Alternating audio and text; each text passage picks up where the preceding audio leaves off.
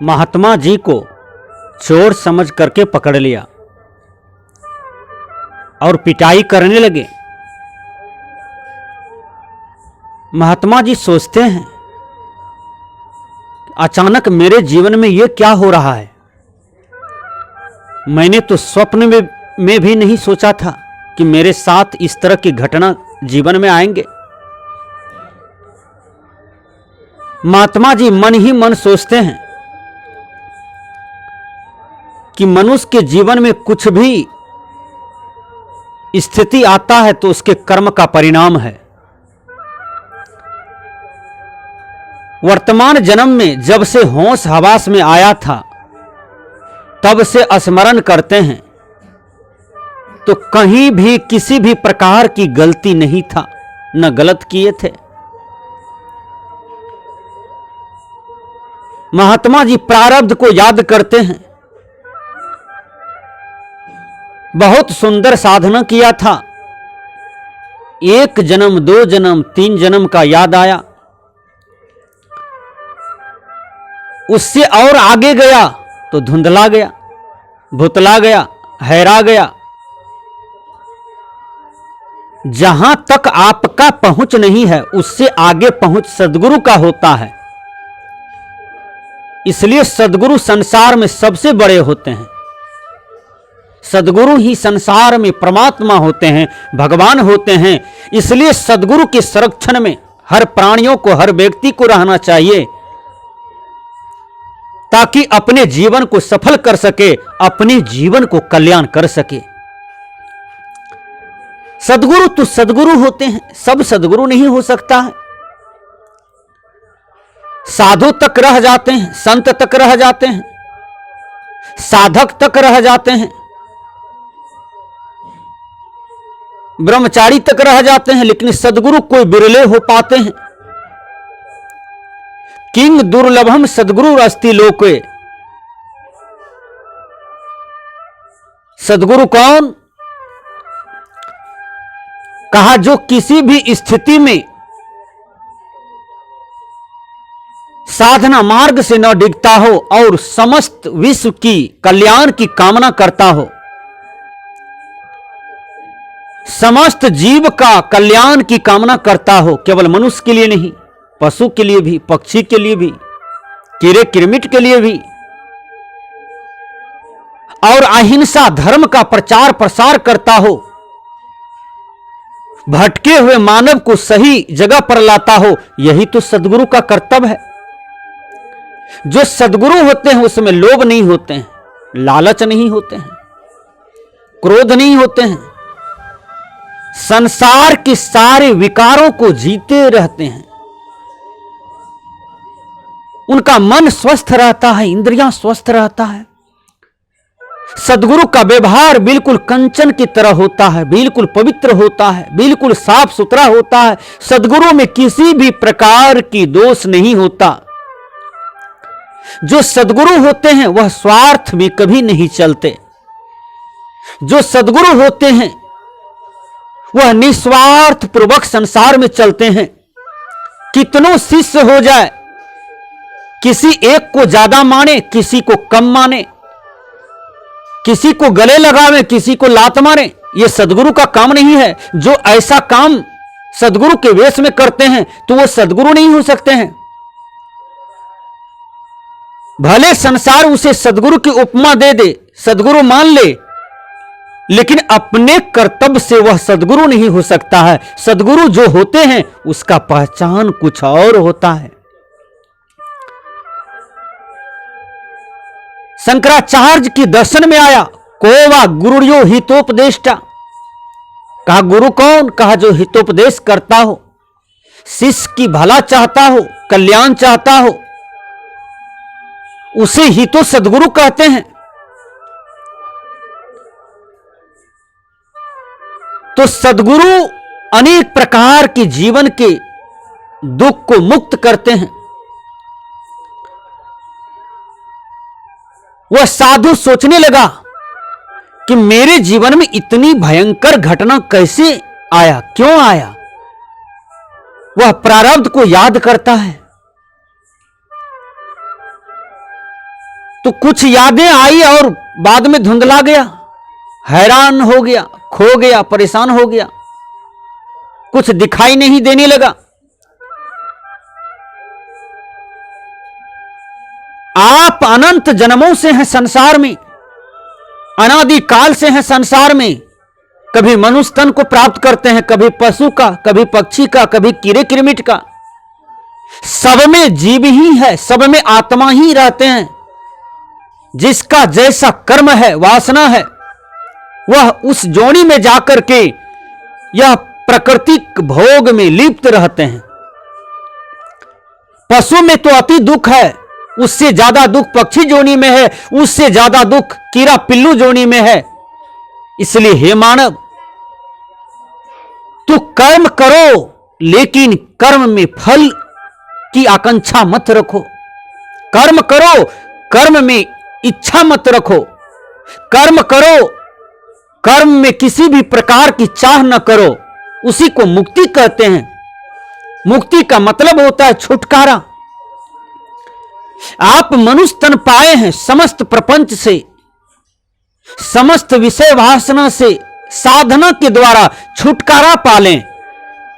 यह जीव को नचा रहा है, यह जीव को सता रहा है। वह विकार क्या है?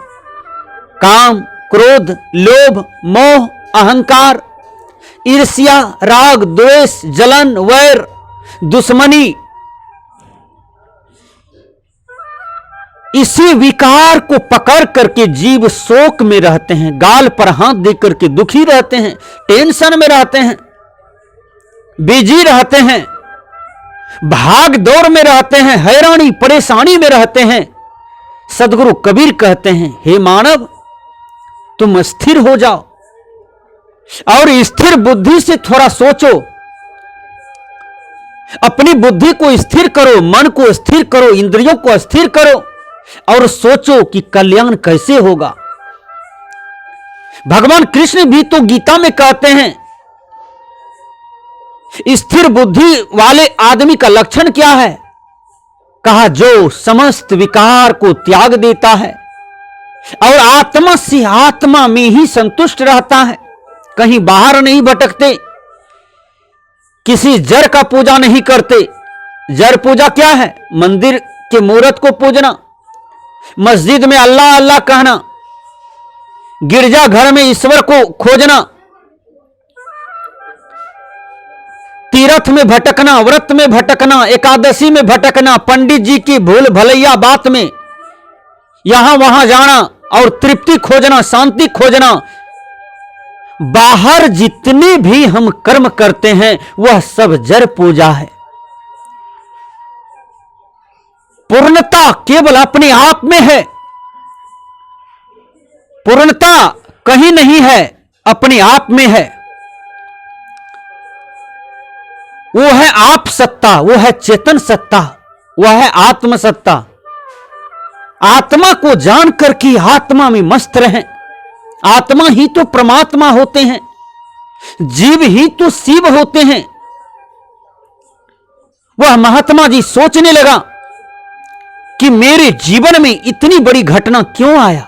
वह प्रारब्ध को याद किया, क्योंकि पूर्व जन्म का जो कर्तव्य होता है, जिसको पिछला जन्म कहते हैं, वह बिल्कुल परम सच होता है।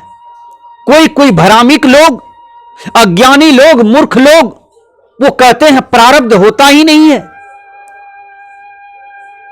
अरे मूर्ख, तनिक सोचो, प्रारब्ध बिल्कुल सत्य है और होता है। एक ही मां के 3 बेटे हैं, एक कन्हा है, एक जन्म के बहरा है, एक बिल्कुल सही है। उसमें किसी भी प्रकार की दोष नहीं है। न शरीर में दोष है, न बुद्धि में दोष है, और वह बहुत बड़ा पदाधिकारी बन जाता है।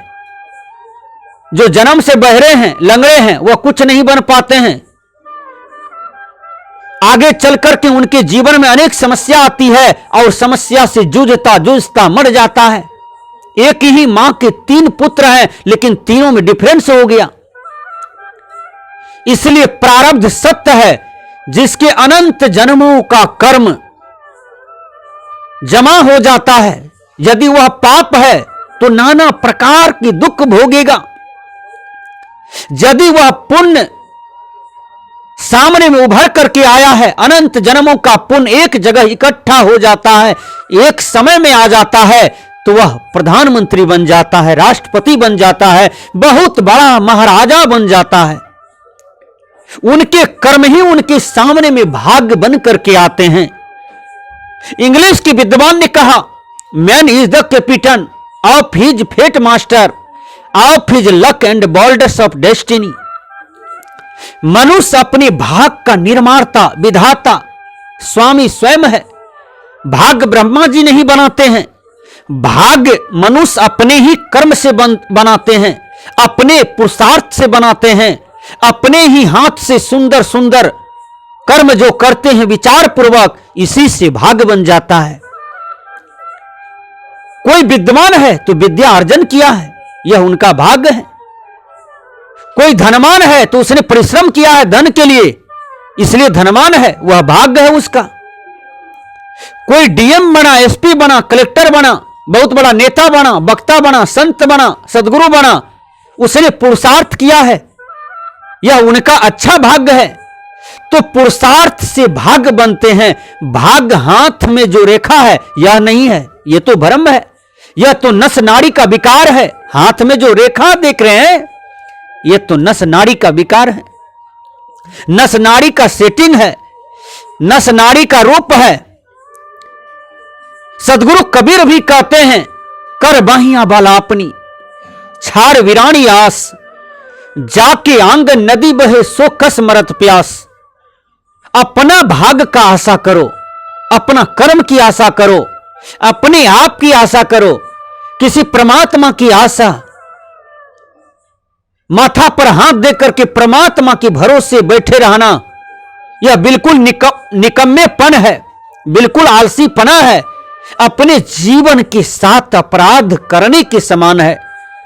क्योंकि कहीं कोई बाहर परमात्मा भगवान नहीं है जो आप उनकी आशा में बैठे हुए हैं।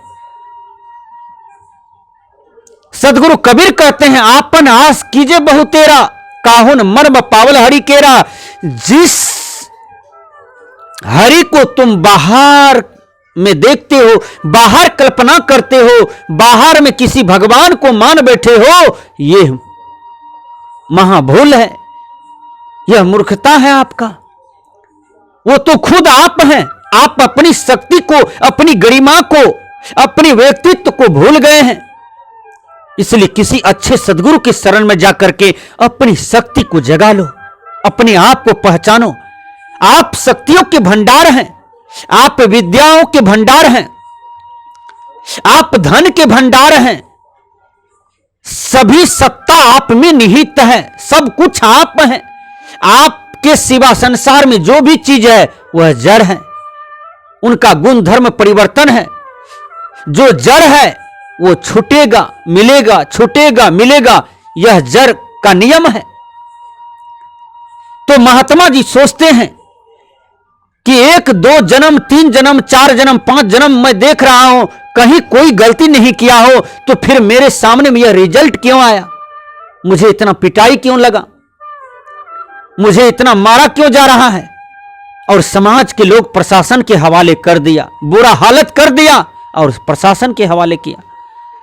कानून उसे कुछ दिन में फांसी की सजा सुना दिया।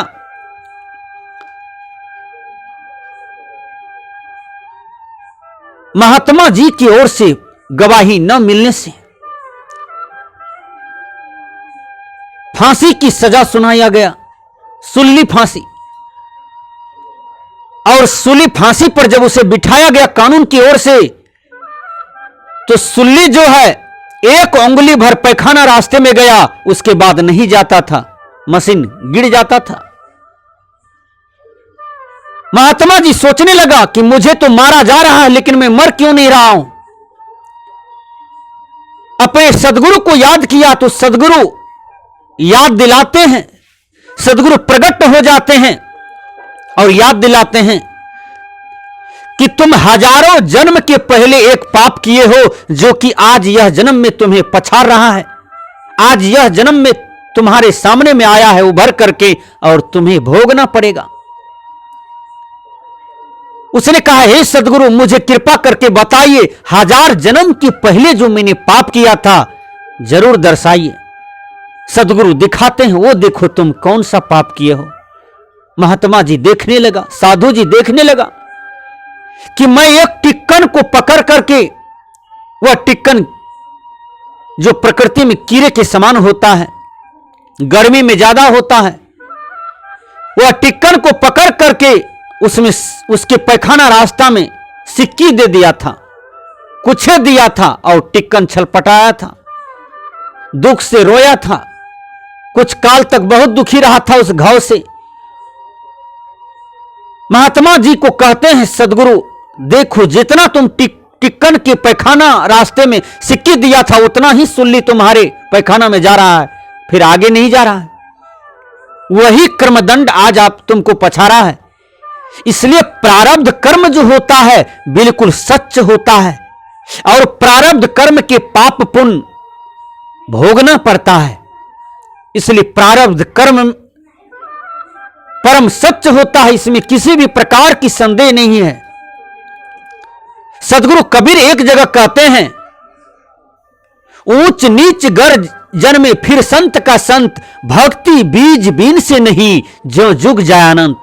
कबीर साहब भी तो प्रमाण करते हैं कि प्रारब्ध कर्म को देखो, भक्ति बीज बीन से नहीं जो जुग जाय अनंत। कितनों जुग में तुम जन्मोगे मरोगे, जन्मोगे मरोगे, तो भक्ति जो तुम किए हो, तुम्हें भक्त बन करके यह संसार में जीना पड़ेगा, क्योंकि वह तुम्हारी भक्ति का रिजल्ट है। ऊंच नीच घर जन्मे फिर संत का संत, ऊंचा नीचा अमीर गरीब घर में जन्म होगा, लेकिन फिर तुम संत का संत रहोगे, साधक का साधक रहोगे। और इससे भी यदि तुम उत्तम जीवन को प्राप्त करना चाहते हो तो मुक्त हो जाओ, क्योंकि मानव जीवन का ध्येय चरम परम लक्ष्य है मुक्ति प्राप्त करना, मुक्त हो जाना।